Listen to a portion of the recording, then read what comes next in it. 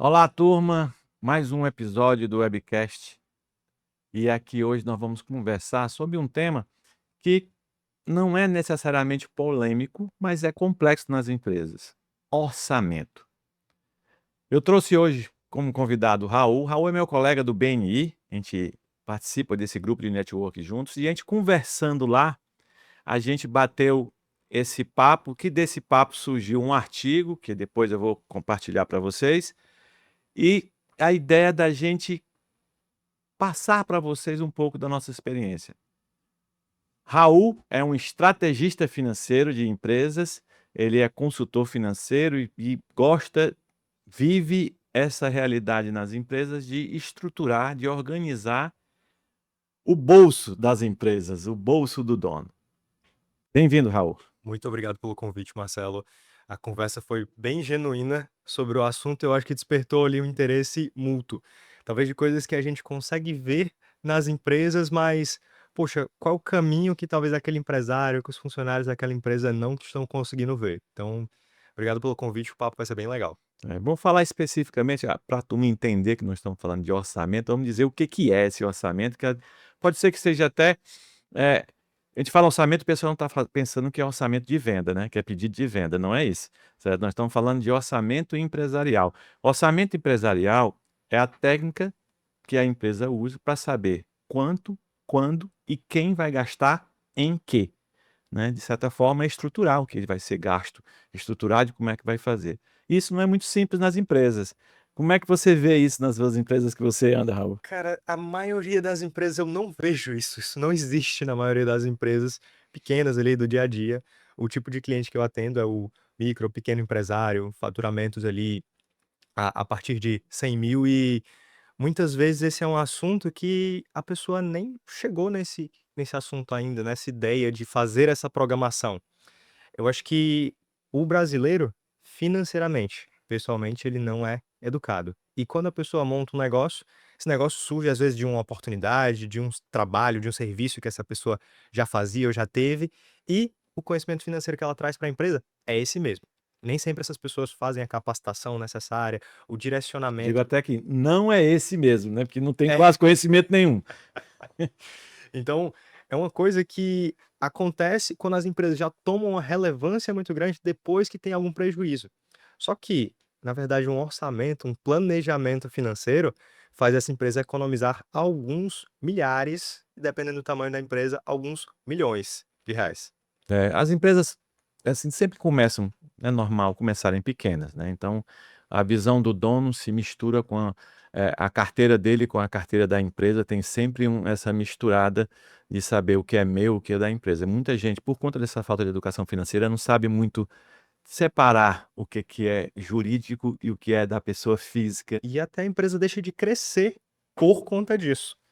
Ele não sabe até onde ele pode ir, ele fica com medo de ter uma falta de segurança ali no financeiro pessoal dele, talvez não invista na empresa, ou tá tirando um prolabore maior do que devia, ou não tá visualizando o investimento que ele pode fazer É para uma coisa crescer. que eu vejo muito, pagar as contas de casa com o caixa da empresa. Nossa, vixe demais. Eu cresci numa empresa dessa, Marcelo. É. Não, não é um caso só seu não, isso é mais comum. É raro, mas acontece muito, sabe, é raro, mas acontece muito. Vejo isso direto, assim, quando eu estou implantando sistema de gestão, aparecerem: "Como é que eu pago essa conta?". Eu vou olhar, é uma conta pessoal ou uma conta que não foi nem destinada para a empresa, pode ser até de negócio, mas ele não consegue entender que aquilo não pertence à organização, é para Sim. outra coisa. E aí tem todo esse processo de educação, né. E falando de educação, né, o estudo de caso que a gente conversou, né, e montou do artigo que a gente vai compartilhar com vocês, foi sobre uma empresa de médio, né, eu acho que já está para médio para grande porte, que começou a fazer um processo de estruturação orçamentária, né. Nesse estudo de caso, né, que eu contei para ti não foi rápido, né, a gente demorou mais ou menos uns 2 anos e dividimos esse processo em fases, principalmente pela questão educacional. Certo. A técnica de fazer o orçamento funcionar na empresa, até que não era uma coisa, obscura, ou eu não inventei a roda, não foi uma coisa, assim, fora do comum. mas o processo de fazer isso funcionar na empresa, sim, esse foi complexo. Tipo, a divisão de passos ali. É, certo, assim, porque normalmente, e aí é uma das coisas que eu digo muito, cultura organizacional, às vezes é muito maior do que o processo que você tenta implementar. Se as pessoas não entendem a importância daquele ou qual a participação delas naquilo, qual a importância delas naquele processo, tendem a entrar no ouvido e sair no outro e não vai para o dia a dia, né. E ela tá só repetindo uma coisa ali, um manual, um processo, que não necessariamente ela entende o porquê. Às vezes nem repete, viu. Às vezes tá lá um Sim, manual e um processo, nem mas ele segue o faz do padrão. jeito dele, certo, assim, às vezes não chega nem nesse ponto de repetir uma coisa que tá escrita lá. Tá escrito, foi treinado, mas faz do jeito dele. Foi se o jeito dele for mais custoso para a empresa. Ele acha que é certo, Pois né, é, que ele é acha que mais prático para ele. ele acha que é certo. Nas suas empresas que você anda, você já conseguiu implantar algum orçamento em alguma? Já. Conta pra mim como foi. Mas não foi fácil, por isso essa respirada antes. Mas é uma empresa que trabalha com terraplanagem Tá. no interior de São Paulo ali. E a ideia com eles foi, primeiro, entender o porquê que a empresa estava ali com um, um resultado negativo. Então, caixa negativa, a empresa vende bem, tem contratos legais, mas cadê o dinheiro? E essa empresa não tinha uma DRE. Tinha DRE do contador, mas a gente sabe que nem sempre o que está na DRE da contabilidade é a mesma que está na DRE gerencial. Tem muito.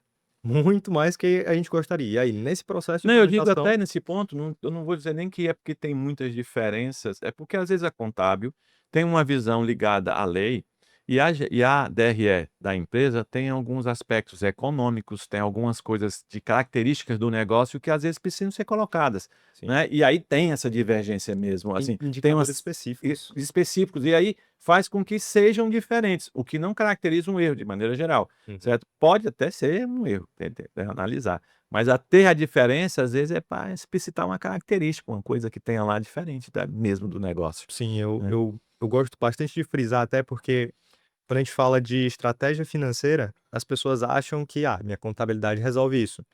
Só que, cara, não sou muito do direito, não sou muito da contabilidade, mas entendo um pouco dos dois, o básico ali que encontro com as minhas áreas. O trabalho deles é difícil. É muita lei, é muita regrinha, é muita necessidade de entrega. Então, eu acho que talvez o contador ele esteja tão preocupado com isso que não sobra tanto tempo, não se destina tanto tempo para uma estratégia realmente financeira além da contábil. E no final das contas, quem vai sofrer esse resultado é o empresário.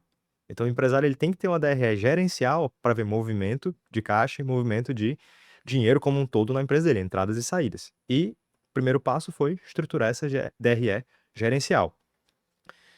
Cara, no momento que a gente estruturou essa DRE gerencial, a gente identificou a necessidade de várias classificações diferentes e o reposicionamento de algumas dessas classificações.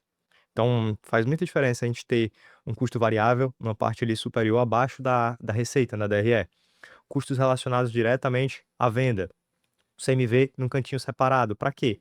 Para a gente ter esses indicadores. E esses indicadores, eles disseram muita coisa para a gente. Então, no momento que a gente tinha um número direcionado ali dos indicadores, eu sei qual parte estava me consumindo muito custo. E a gente começou a trabalhar mais aquelas classificações. Identificar aonde está os gastos, vamos dizer que seja assim, né. Uma minúcia ali de saber dizer aquela classificação que está trazendo aquelas despesas. Eu tenho despesa aqui com manutenção de caminhão. Manutenção de caminhão, deixa eu ver o que tem aqui dentro de manutenção de caminhão. Tá, tem 350 lançamentos, 350 pagamentos durante um mês. Meu amigo, isso é pagamento pra caramba. Quantos caminhões tem nessa frota? Qual que é o custo qual é o caminhão da frota que está trazendo mais custo? Se eu consigo identificar a esse nível de detalhe, eu consigo tomar uma decisão em cima do que está acontecendo na operação e aí sim, talvez reduzir esse custo, fazer uma troca desse caminhão, que foi o exemplo dos veículos leves. Tinham 10 veículos leves, se eu não me engano, nessa empresa. Custo médio de manutenção estava em R$ 17.000. Isso, custo médio de manutenção de 2025. No momento que a gente identificou isso e começou a direcionar para o aluguel de alguns veículos, poxa, veículo de obra a gente sabe que sofre bastante. Desgasta bem. Manutenção, o custo como um todo disso não é simples. Se a gente trocar para veículos alugados durante períodos pontuais e não tiver que se preocupar tanto com a operação dessa manutenção como do custo. Cara, esse custo ele reduziu para 6.000. Então, poxa, o que que você faz com 11.000 por mês dentro de uma empresa? Se uma empresa precisa de capital giro, faz muita coisa. Pois é. Eu digo que não tem empresa que não precise de caixa. Tem que ter, é importante. Caixa é sempre bem-vindo. E aí, nessa empresa, continuando a resposta da pergunta, né, que é um pouco mais longo, mas a gente começou a identificar várias minúcias delas e várias oportunidades de redução de custo. Então, a implementação do orçamento ali, tá, quanto é que a gente vai gastar? Estava diretamente relacionada a quanto que a empresa vai faturar. Então, a gente já entra no assunto de orçamento também de projeção. E uma projeção de resultado através desses indicadores. Então, se a gente sabe que em abril vai ter o começo de uma safra ali. Opa, eu sei que o meu faturamento vai aumentar porque eu vou estar com o meu trabalho relacionado à safra. Então, qual que é a expectativa? Quais são os contratos? Existe uma previsão?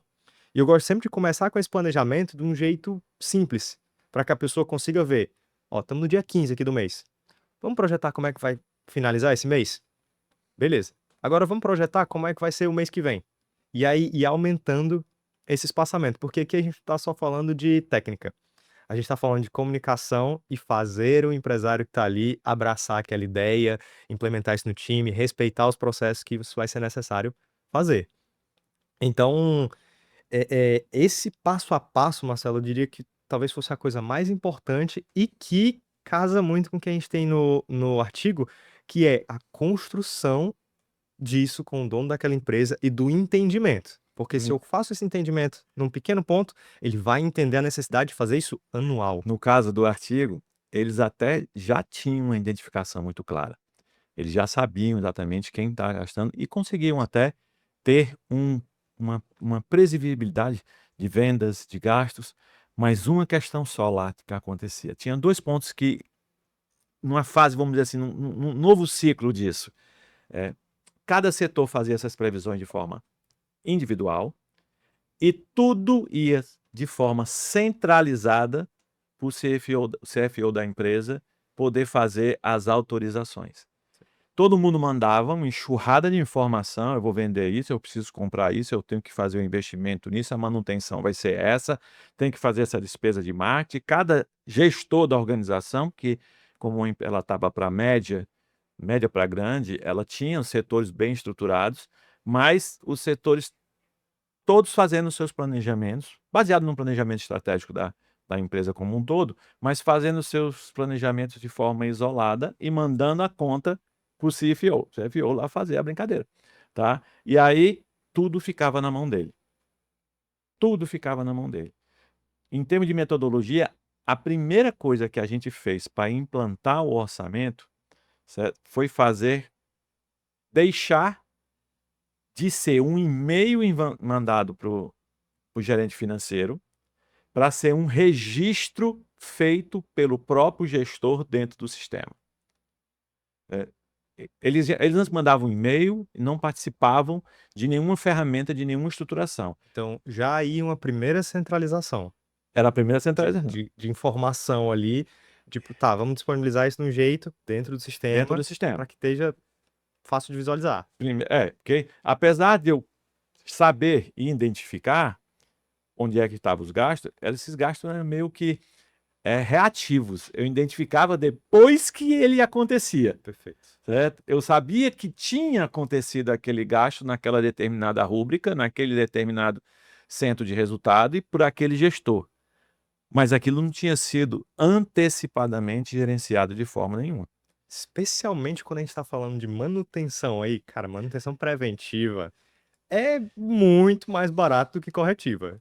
Qual era o trabalho do CFO todo dia? Todo dia ele pegava um zilhão de e-mails para dizer aprova, aprova, aprova, aprova, não aprova, aprova, aprova. Tinha que estar tudo na mente dele para saber se aquilo que cada setor enviou como solicitação para fazer o gasto pertencia e cabia em um orçamento que não existia nesse momento. Como é que essa pessoa conseguia saber, esse CFO conseguia necessariamente saber a realidade de todos os setores da empresa, o que acontece em todo canto a ponto dele dizer se aquilo era realmente necessário ou não. Especificamente esse era muito bom, sabia, sabe? Mas isso não é comum, não. Inescalável. Não é escalável. Tá certo? Ele tinha uma demanda que ele não delegava para ninguém, Sim. né? Primeiro processo educacional foi esse, fazer com que a informação fosse inserida no sistema antecipadamente e a partir de lá, em vez de ele autorizar tudo baseado em e-mail, ele já tinha relatórios totalizadores de volumes de gasto, porque estava tudo no sistema, e já tinha um comparativo do que estava sendo. Esse foi o primeiro ciclo. Isso não foi rápido, não. Quando eu falo de primeiro ciclo, essa transmissão dele largar o osso e delegar para o outro fazer, foi um processo de 3, 4 meses para até que todo mundo conseguisse fazer essa informação, tá? E ele conseguisse acreditar que aquilo estava sendo útil para alguma coisa. Até nesse ponto, o planejamento do que ia ser o orçamento estava longe da visibilidade integral de qual a utilidade daquela que ia ser na empresa. A gente criou isso inicialmente até como um processo educacional na época, como uma maneira de otimizar, até foi dito assim, essa fase, vamos otimizar esses teus e-mails. Não estava nem dizendo nesse momento que já era uma questão orçamentária que estava sendo tratada. A gente estava só, vamos otimizar esses seus e-mails aqui para você ganhar mais tempo. Foi assim que eu consegui dizer para o gestor que ele podia soltar, né. Aí na nossa conversa que a gente teve, assim: "Mas foi assim em pedacinho?" Foi por esse motivo, porque eu tinha que tirar daquela pessoa aquele grau de não é que ele não vai deixar de ser responsável, mas que ele pode capacitar alguém para fazer aquilo que ele está fazendo, e se ele fizer isso, ele vai ganhar mais sinergia, mais velocidade e não vai se sobrecarregar menos. Eu tinha que fazer isso, sem que ele tivesse a sensação que eu vou fazer o quê? Né, né. Ao mesmo tempo teve o outro ciclo, né, eu dei essa responsabilidade para o gestor lá. Primeira coisa que ele disse para mim, tu sabe que a gente já conversou, né, "Isso não é meu papel, isso não é minha função". Então, já foi 2 processos educacionais no primeiro ciclo. Cara. Eu tirar dele uma tarefa e dar para o outro uma tarefa, dizendo que aquilo pertencia ao outro e não era desse. Foi 3, 4 meses para o ciclo, esse ciclo só de nesse momento nós não estamos controlando nada, nós estamos só inserindo, trocamos só quem fez, troquei do e-mail para colocar no sistema. Repito, 3 a 4 meses para a coisa ficar fluida, porque o cara esquecia, porque o outro cobrava, o outro não estava acostumado, queria ver o e-mail e ao mesmo tempo, foi um tempo de maturação nessa primeira fase do negócio. Essa frase que tu falou: "E o que que eu vou fazer agora?" Meu amigo, pra pessoa desapegar do que ela já faz ali todos os dias, do controle envolvido e, poxa, esse é um trabalho muito manual que essa pessoa fazia. Eu queria até saber como é que foi o desempenho estratégico dessa pessoa depois disso, porque se ele não estava fazendo, ele estava com a possibilidade de analisar e entender Ah, melhor teve uma ganhos, progressão. teve ganhos. Começaram a surgir, eu sempre falo isso, a gente brinca muito quando tá lá no BNI, que eu brinco assim: "Quem quer você quer de referência? Quem usa muito planilha", Uhum. né. Então ele tinha um catatal de planilhas para fazer totalizadores e gerar indicadores. Começou a gerir para o sistema para ele, volumetria. Começou a surgir quem é que pedia mais, quem é que pedia menos, quem pedia fora de um planejamento, quem tinha pedidos urgentes, que era que denotava que o setor não estava se programando, só era tudo: "É urgente porque eu preciso, senão o negócio vai parar", Isso, não fala certo? sobre Né, não dinheiro. fala sobre dinheiro, é É. sobre gestão, certo, assim. E aí começou a aparecer indicadores para ele, do processo e avaliação da gestão dos setores só nesse momento nós não estamos falando de orçamento, Uhum. tá. Começou a aparecer outras perguntas e outras respostas que ele nunca teve tempo de fazer, Perfeito. certo. Quando apareceu esse primeiro processo, né. E aí, avançamos para o segundo processo. Já sabendo, com tudo registrado no sistema, E não é. E aí, lógico, essas coisas das urgências ainda existem lá, ainda estavam lá funcionando, ainda não estava muito claro o papel das coisas, porque o primeiro ciclo foi só distribuição da informação, aí a próxima tarefa que foi dada para o gestor. Agora você tem que dizer antecipadamente, até para tirar essas urgências, quanto é que você vai gastar nesse mês, nessas rúbricas que você tem aí, Eu já tinha né? 3, 4 meses ali. Vamos botar que Já os tem últimos 2 número. meses era um padrão que aconteceu. Já dá para se embasar em 2 meses. Tinha uma estatística já. Por isso que até demorou 3, 4 meses o primeiro ciclo, para gerar informação para os gestores, para eles terem base para dizer assim: estou gastando aqui, vou gastar menos, né? Nessa primeira versão, deles terem que dizer isso, foi também outra confusão.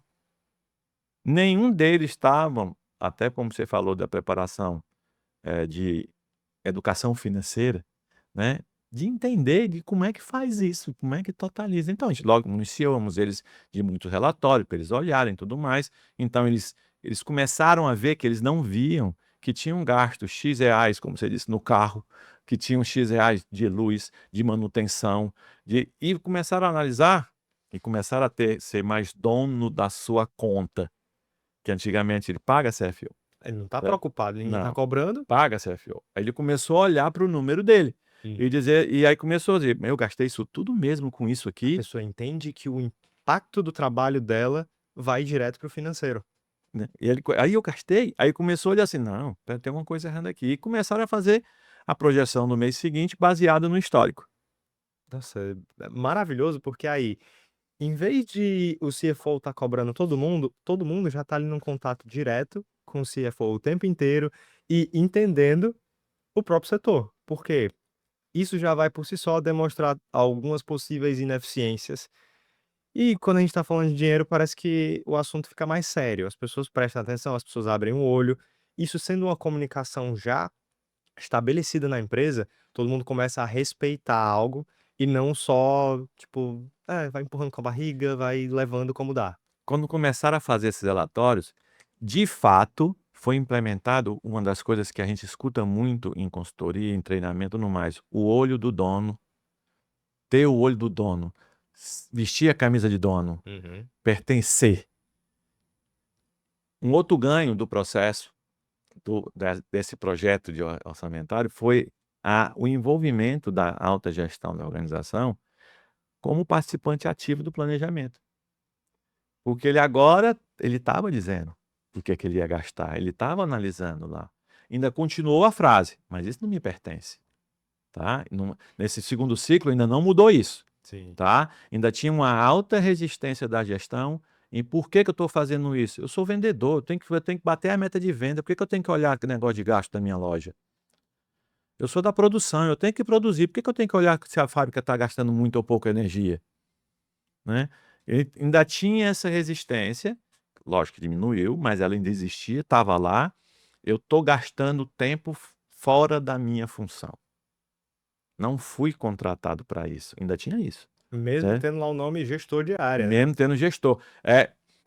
A turma não entende muito o que é um gerente, o que é um diretor, né, o que é um supervisor. A turma chama que é só título para quem está mandando, mas não é bem isso. Os caras têm gerência é para fazer gestão.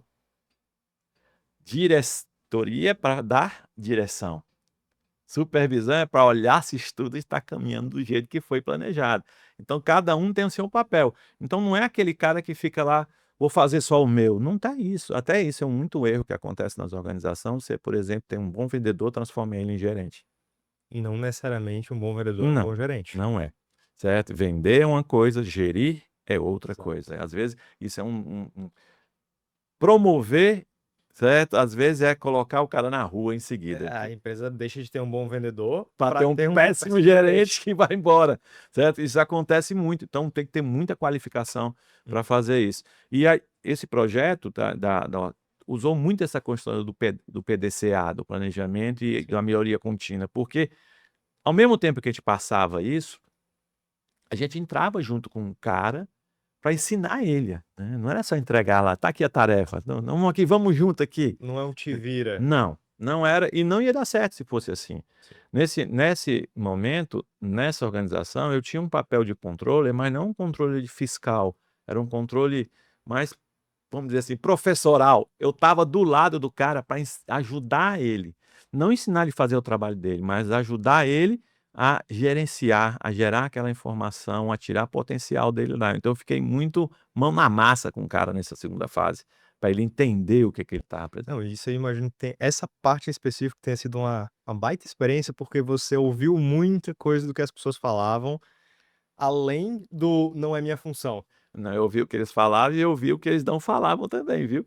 Perfeito. Os que tem muita coisa que eles não falavam que eu ouvia também nesse processo, porque tem a famosa rádio peão. Sim, Devolvia informações de outros canais, aquele gestor que estava super insatisfeito com aquela delegação de atividade, ou aquele que não estava nem entendendo o seu papel no processo, e para cada um, eh, medidas diferentes, estratégias diferentes para trazer todo mundo para dentro do projeto, né. Nessa segunda fase, mais uns 4 meses de jogo aí, certo.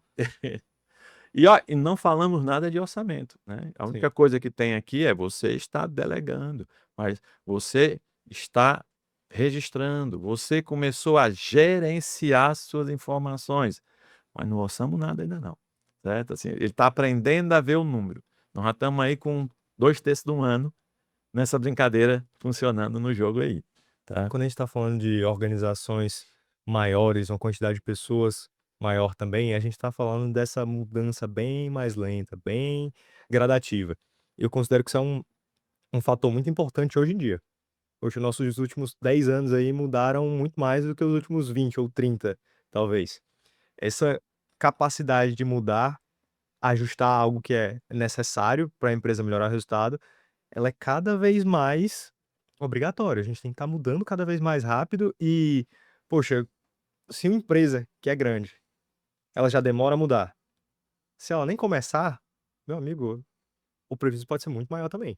É, eu gosto muito dou aula, né, de processos de inovação e mudança, né, e uma das coisas que a gente fala, a única coisa que não muda é que tudo vai mudar, não tem jeito, tá. A tecnologia muda, os processos de comunicações mudam, já falei em outro podcast sobre o advento, redes sociais, internet e WhatsApp, e o reflexo disso relacionado ao processo de comunicação com as pessoas, a ansiedade que gerou, Hum, é um absurdo de consumir muita informação, eu tenho que fazer, mas tem que ter um equilíbrio entre a sua necessidade de mudar e a sua capacidade de mudar. perfeito. Não dá certo você tentar acelerar o ritmo de mudança da sua organização, se você não está pronto para aquilo, né. Vamos fazer agora o sistema de gestão que é Scrum, que é Experience, que é o que quer que seja. Ou que agora nós vamos copiar o modelo Netflix, o modelo Amazon, tudo mais e vamos colocar aqui. Que se a Calma, pessoa nem entendeu a necessidade de fazer alguma coisa dessa, ela não vai ter esse esforço, ela não vai seguir no caminho certo. deu certo para eles, pode ser que não dê para você, então você tem que analisar tudo. Deu certo pra eles, por quê? Porque tinha um controller ali direcionando devagarzinho. Aí você está sabendo o final, né. É, Por exemplo, vocês vão pegar o artigo que eu vou passar, mas não tem nem implementado uma vez, lá eu estou dizendo que é para fazer devagar. A turma, de repente, demorou um tempão, e agora estão funcionando, e a gente pegou um negócio que: "Não, agora eu quero fazer igual a eles em um mês", às vezes não funciona assim, né, tem que ter um processo contínuo de melhoria, e aí, para mim, isso tem que ser sistêmico. A alta gestão tem que saber que cada dia ele melhorar um pouquinho, ele vai no final do ano melhorar muito. eu acho que essa capacidade de você visualizar o que vai acontecer num futuro próximo, de você ter um plano de longo prazo para a empresa, cara, nenhuma empresa cresce do dia para a noite e é uma empresa com faturamento gigantesco, tem a exceção dos unicórnios, mas isso não é Ou o então comum do dia a o dia. agricultor do interior que cavou um buraco, gera o petróleo, de repente ali, É raríssimos os casos. Se tem um caso desse, beleza, ele tem que correr mais também para. vai poder viabilizar aquilo, né. É, mas se é uma empresa comum, que está crescendo devagarzinho, eu acho que o combinado não sai caro é uma das melhores coisas que a pessoa pode ter em mente quando fazer esse planejamento, entender para onde vai crescer, quais são as possibilidades. E isso exige muito mais do que só estar fazendo no dia a dia. Exige estar na empresa, entendendo um pouco sobre tudo, planejando, vendo as possibilidades e, poxa, o empresário que ele tá só preocupado em fazer, ele tá só no balcão do negócio dele, só vendendo, ou ele tá só no financeiro pagando boleto, aprovando orçamento, coisa do tipo. Será que ele tá olhando para a empresa dele como um todo? Será que ele consegue fazer esse planejamento, saber exatamente quanto é que ele vai poder tirar de participação dos lucros no ano que vem? Será que ele vai poder comprar aquela máquina que ele queria para dobrar a produção dele e, quem sabe, dobrar o faturamento também? Eu sei que as empresas pequenas normalmente têm o eu keep, né? A pessoa acaba fazendo tudo porque está crescendo, está iniciando um negócio, acaba que ele acumula mais de uma Sim. funcionalidade dentro da organização e é normal que seja assim quando está crescendo. Mas, invariavelmente, o gestor que está na operação, ele não consegue estar na estratégia. Ele não vai conseguir fazer as duas coisas. Em algum momento do crescimento dessa organização, ele vai ter que treinar alguém, vai ter que delegar isso para alguém. Sim. Senão ele não vai andar. A pessoa vai chegar no limite dela em algum momento, porque esse gestor, ele reconhecer que ele é humano, ele não consegue fazer tudo a longo prazo. Ficar num ritmo de loucura, assim, numa empresa, poxa, isso tem prazo de validade. E o preço disso muitas vezes é a saúde do dono da empresa que tá ali. O preço às vezes é caro, Muito. né? Algumas vezes não é só saúde, é família também. Perfeito. Gera, e assim, é negócio. Mas apesar de ser negócio, é sua vida também. Ninguém só vive pra Não. trabalhar e ninguém. A gente não vive só para pagar boleto e apesar deles existirem, né, não tem jeito, tá. E uma coisa que eu vou falar, o que a gente está explicando aqui não são para empresas grandes. A pequena empresa, a microempresa pode se beneficiar do que a gente está conversando. Pode tentar montar uma estrutura para entender melhor o seu negócio e fazer com que ele permita com que você viva. Ferramenta e estratégia. Tem que ser, né. E chamar a gente para ajudar, né. Com Pode certeza. chamar a gente para ajudar, não tem problema não, te ajuda, eu estou aqui para ajudar, meu papel é esse, ajudar as pessoas, Eu tá. comentei mais cedo, né, Marcelo, que eu cresci numa empresa dessa, onde o boleto do meu colégio era pago por dentro da empresa. A empresa não tinha nada a ver com minha educação. Só que, ah, vendo isso acontecendo, desde muito novo eu já tinha entendido o que era necessário para ter aquela mudança. Tá, isso aqui não tem nada a ver com uma coisa com a outra. Ah, a empresa tá indo mal, mas tá indo mal porque a pessoa física tá gastando muito ou tá indo mal porque a venda não tá legal, Não porque a consegue empresa realmente. identificar, né, aí Quando o que eu acho que é mais comum é a pessoa só ver lá uma lista no extrato bancário de receitas, uma lista de despesas e entrou, saiu e ela não sabe o que aquilo ali se tornou. Ela não consegue consolidar aquela informação. Por isso que eu falei ferramenta. Então, por exemplo, se você importar um extrato desse para o sistema e conseguir ir fazendo essas classificações, poxa, isso vai ter uma outra tela no qual vai concretizar tudo e vai te dizer exatamente quanto você gastou. sabe o que eu faço para pequenas empresas no sistema WebGex? Hum. Eu crio um banco chamado carteira do dono. Pronto. Eu É bem direto, eu né? crio a carteira do dono. Então tudo que é pago na pequena empresa que a empresa é dele, ele tem o direito de fazer o que ele quiser, gente, mesmo que eu oriente que aquilo não é legal, é dele, assim, eu não vou tem um cliente nosso que diz assim: "Não importa, às vezes tá certo, o negócio é dar certo. Se Sim. tá dando certo, sou eu que posso dizer o para ele, E né, esse pode ser o caminho dessa pessoa para ele entender. entender. Porque aí eu faço: "Não, deixa eu te ajudar aqui, eu vou criar esse banco aqui, tá, e o que é particular, você vai pagar por ele", mesmo que paga por ele, Sim. para poder você ter esse número.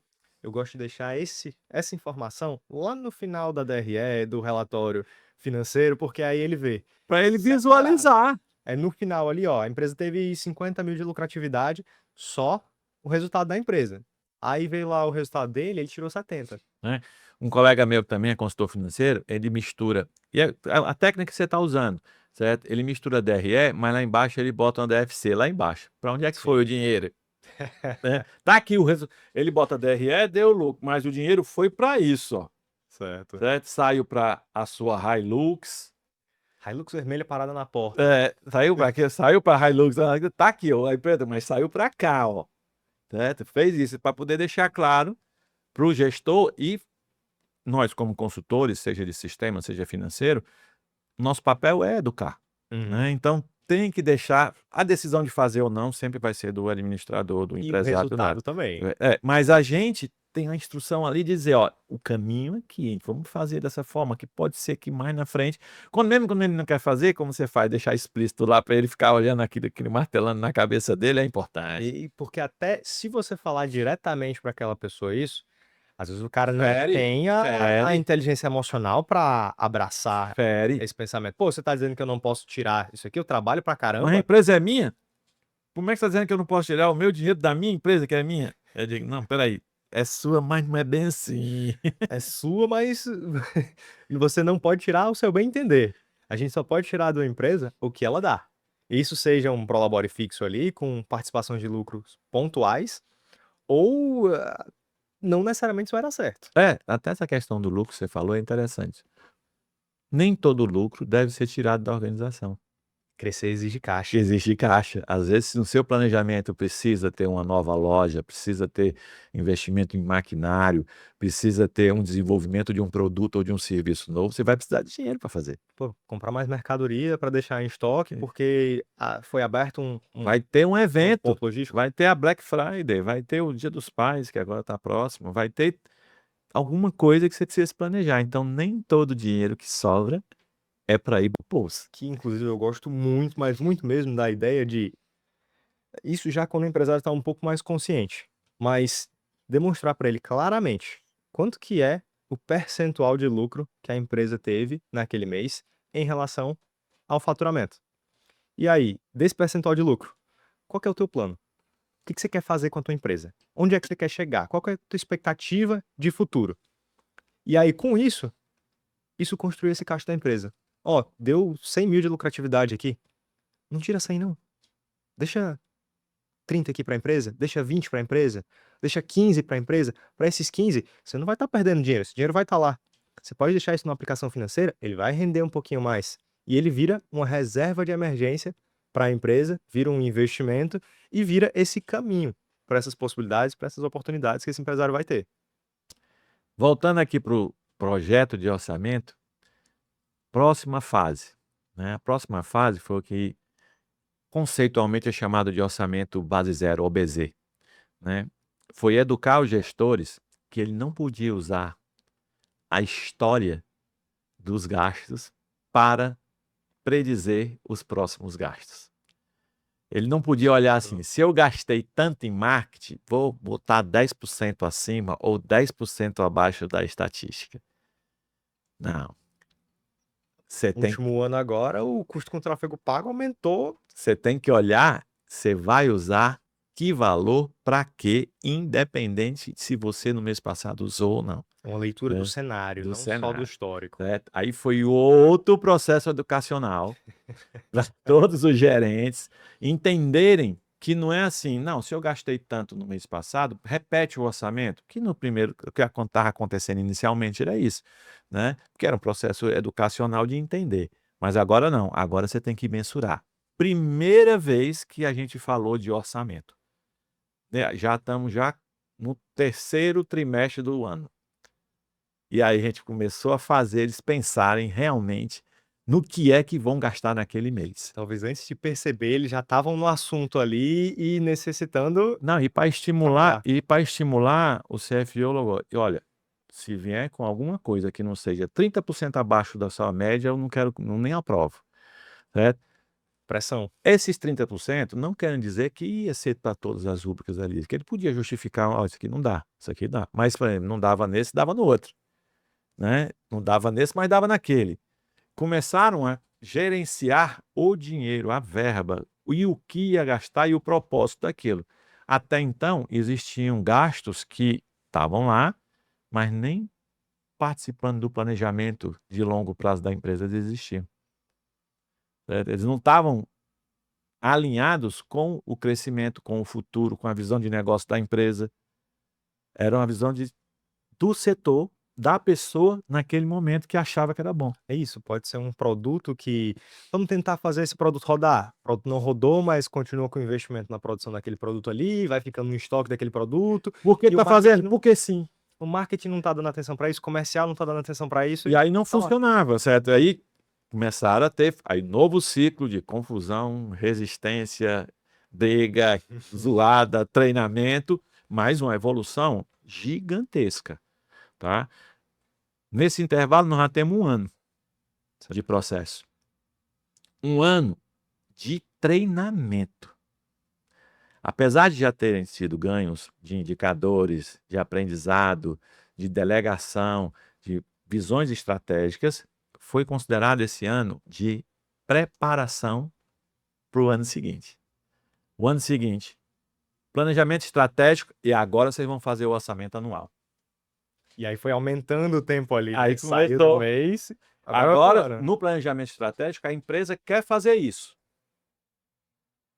Vocês aloquem como é que vocês vão fazer. Porque aí a pessoa do setor vai estar alinhado com a ideia geral, A tá, ideia a geral. minha parte tem que estar alinhada com esse planejamento. Eu não posso ficar preso aqui achando que eu vou fazer o que eu quero fazer. Tem uma coisa da literatura que fala que orçamento base zero, ele gera uma rigidez, tá? Por quê? Se você não orçou aquilo, você não disse que ia fazer, então você não tem dinheiro, não tem verba para aquilo, Uhum. tá? Tem, isso aconteceu, em alguns casos aconteceu, tá? Mas, ao mesmo tempo, a gestão, de maneira geral, tinha separado uma reserva orçamentária para eventualidades. Que eu imagino que até num primeiro ano de poxa, em 1 ano você está desenvolvendo tudo isso, no segundo ano já, ó, vai funcionar assim. Existe a margem de segurança Esses ali? 30% era a mais de segurança. Perfeito, porque Ele falou 30, estava no orçamento dele, mas todo mundo estava ali tentando reduzir, e aquilo ali e ficou como um até colchão. a estratégia do Kaizen que você comentou ali, né, dessa melhoria contínua e de você estar sempre: "Tá, vão acontecer problemas, cara". Não é Sempre vão. se, não é talvez, vai acontecer um problema. O Vai. custo desse problema, pô, a empresa não vai poder parar. Tem que resolver. Tem que resolver e muitas vezes resolver é com dinheiro a mais. Tu sabe qual foi o próximo ciclo de treinamento? O Hã. CFO até liberava, poderia liberar com uma justificativa muito forte um aditivo de algum orçamentário lá que Uhum. não fluiu bem ou por quê? Às vezes tem problemas econômicos, tem oportunidades de mercado, tem necessidades, como aconteceu recentemente com uma pandemia, tudo, né, que precisam ter replanejamentos no meio do caminho. Então ele mexia, ele tinha um discernimento de fazer os aditivos. Mas a primeira diretriz não era vir para ele, era vá lá no outro gestor e negocia com ele se ele pode ceder para você alguma verba. Que ele respeita o orçamento dele geral, É, enquanto não era assim: "Não, eu fiz o orçamento, mas se eu precisar eu vou lá, e eu peço e ele libera, eu vou com o pires na mão e ele libera". Bom, não é muito bem assim não, você já falou, você vai tirar da onde esse dinheiro? Qual é o outro gestor que vai ceder verba para você?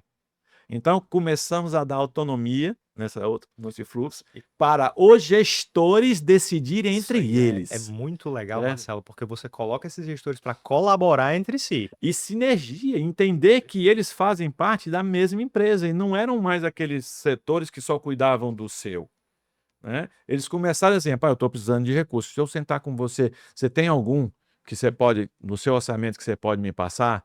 Você me passa esse mês que vem eu te devolvo do meu orçamento para você", ou então alguma coisa que a gente pode, baseado no planejamento estratégico ou na mudança de curso, cortar da sua rúbrica que eu vou precisar para cá, e houve sem mexer no valor total do orçamento, né, o orçamento era X reais, continuou X reais, mas aonde foi gasto, era em quem realmente estava precisando por decisões deles, o CFO não participava disso, certo.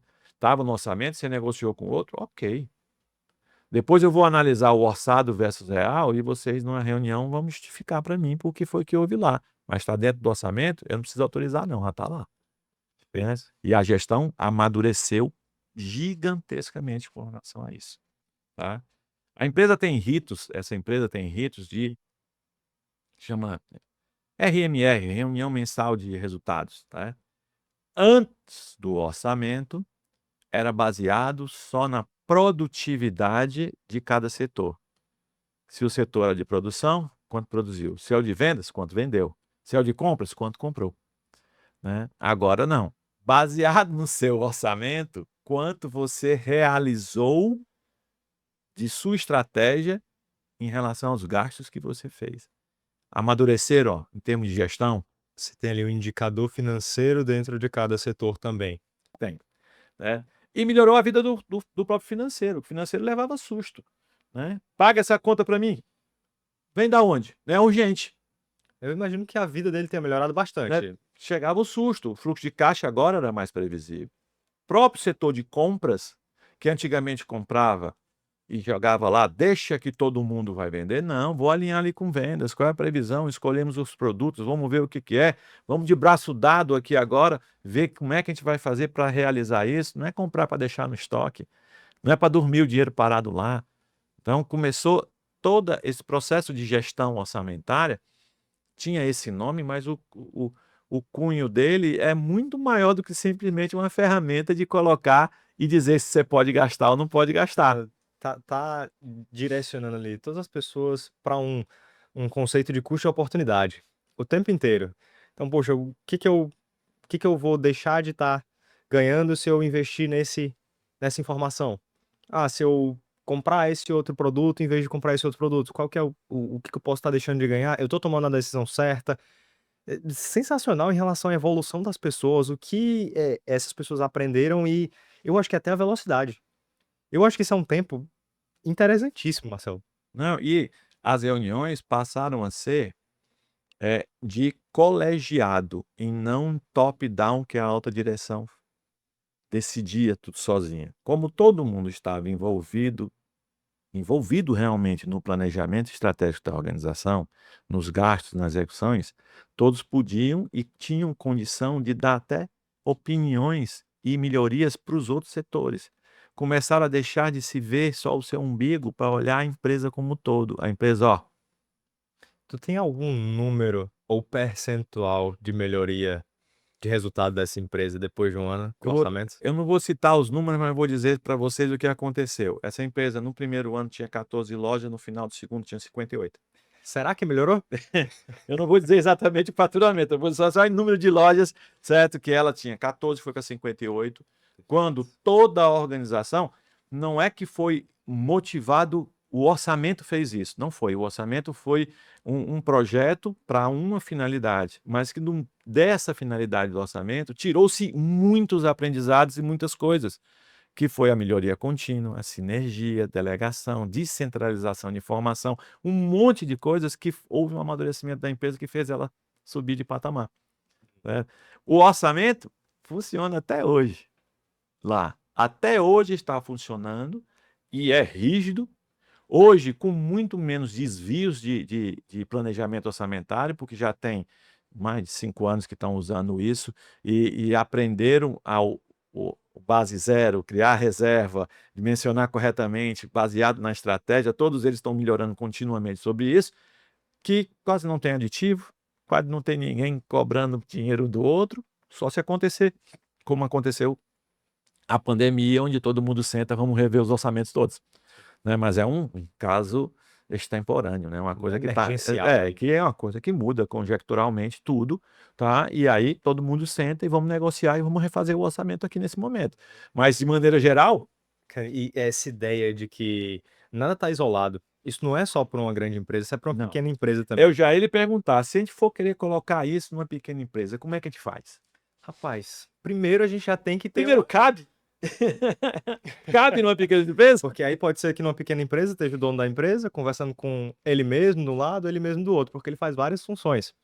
Então eu acho que o primeiro de tudo é ter uma ferramenta na qual ele consiga já fazer um pouco dessa leitura. Se não tiver essa ferramenta, uma implementação. Isso pode ser uma DRE, uma planilha, de preferência um sistema, Estamos aqui, viu? Sistemas, falou comigo. de preferência um sistema que ele vá conseguir fazer essa leitura. E aí depois dessa leitura, esse começo dessa expansão de consciência. Então, como eu tinha falado mais cedo, né, tem que ser um passo a passo, porque senão essa pessoa não pode abraçar, não necessariamente vai abraçar essa ideia. Gestor, tem a ferramenta, abraçou a ideia, começar com as avaliações e as análises específicas. E aí, se tiverem várias pessoas, essa junção dessas pessoas. E isso vai ser uma conversa do comercial, com o marketing, com o financeiro, com o administrativo, gerencial, operacional, seja como quer que for que a empresa vá ser dividida. Se a gente tem essas pessoas conversando, a gente tem a ferramenta, a gente tem o direcionamento e a gente tem planejamento do que vai acontecer, que com certeza é um melhoramento de lucratividade, uma redução de custo, que a redução de custo impacta muito mais do que o que a gente imagina. Ou Tem gente que tá só preocupado, poxa, eu tenho que vender mais, eu tenho que vender mais, eu tenho que vender mais. deixar de gastar, às vezes, é muito melhor do que querer ganhar mais. Com certeza. E aí, É mais eficiência, né? às vezes o empresário não sabe nem qual que é a margem de contribuição no negócio dele a cada venda que ele tem ali. O vulgo quanto sobra de cada venda que eu Eu faço. já ia dizer, não precisa saber o nome, não. Precisa saber o quanto sobra. Não É, sabe. a lógica, ela é ridiculamente simples. É fazer sempre sobrar mais do que o que sai. E isso ir construindo patrimônio, isso ir aumentando tudo que acontece ali naquela empresa. Então, primeiro, ferramenta. Segundo, as pessoas que vão estar envolvidas naquilo. Terceiro, planejamento. E esse planejamento exige uma visão de futuro. Esse planejamento, inclusive, ele exige muitas perguntas do empresário que está ali. Essa visão de futuro exige muito. Muitas vezes, coisas que esse empresário nem sabe responder. Se precisar de ajuda, a gente ajuda a responder. Um pouquinho ali, não é psicologia, mas Rapaz, e o pior que eu acho que é psicologia também. A gente, apesar de. Eu sou muito técnico que é sistema, né? Você Sim. é muito técnico da área de finanças, mas às vezes a gente tem que se abraçar e ser meio psicólogo, pai, mãe, padre, O problema médico. não é dinheiro. Às vezes não é. O problema, às vezes, é um comportamento, é uma ação, é uma coisa que a pessoa não consegue aceitar, especialmente empresas familiares. Especialmente empresas familiares que têm esse tipo de dificuldade. E aí, poxa, muitas vezes eu até tento direcionar a pessoa para, ó, eu acho que você não tá com um equilíbrio legal. Você tinha falado mais cedo sobre o quanto aquilo exige do empresário, né? E uma empresa realmente exige muito do empresário. Uma empresa, ela vai. Tem muitos empresários que dizem que construíram a empresa a sangue, suor e lágrimas, isso é uma realidade Muito suor e lágrimas. comum. É um empresário que está trabalhando de 8 da manhã até 8 da noite. É um empresário que às vezes não vê um filho, não vê uma esposa tão rápido, um esposo, porque tá completamente preso naquilo ali.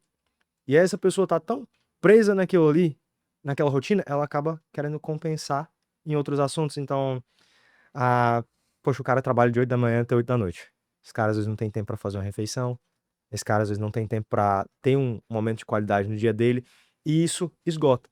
Então, aqui a gente está conversando, não é nem direcionado diretamente à empresa, mas à pessoa que está por detrás da empresa. A gente está na era da IA, o Cloud faz tudo agora, ele viram 3 funcionários dentro da empresa, mas uma máquina não ganha dinheiro. Uma máquina não abre um CNPJ ali para fazer isso sozinho. Então, tem a pessoa por trás. Ter esse entendimento de que ele é uma pessoa, ele vai ter que ter um planejamento dele, tem que ser uma construção saudável e contínua. Como construção, se o pequeno empresário, um microempresário, qual o primeiro passo? O que Como ele tem que fazer? construção, Como construção, se ele quiser fazer orçamento, que é o nosso, vamos dizer assim, tema de muitas coisas que a gente falou assim. Se ele quiser pensar nisso, qual o primeiro passo dele? ótima pergunta. E eu tô tentando até trazer essa questão pessoal. Mas eu acho que o primeiro passo para orçamento é saber onde é que ele quer chegar com a empresa, de mão dada.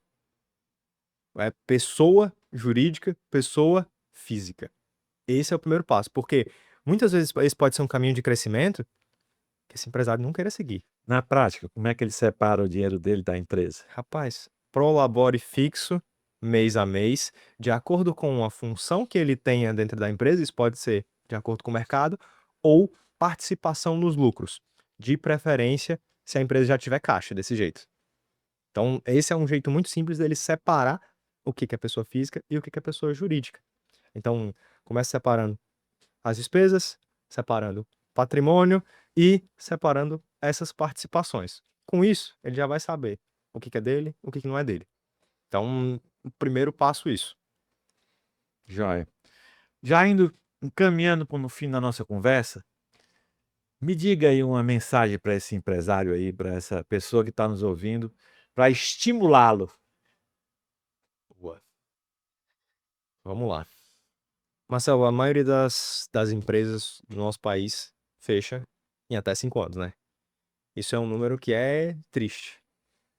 Porém, tem um grande percentual que não fecha.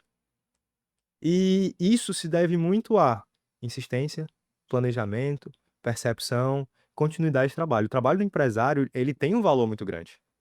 Poxa, tá gerando emprego, tá movimentando a economia, tá oferecendo uma solução.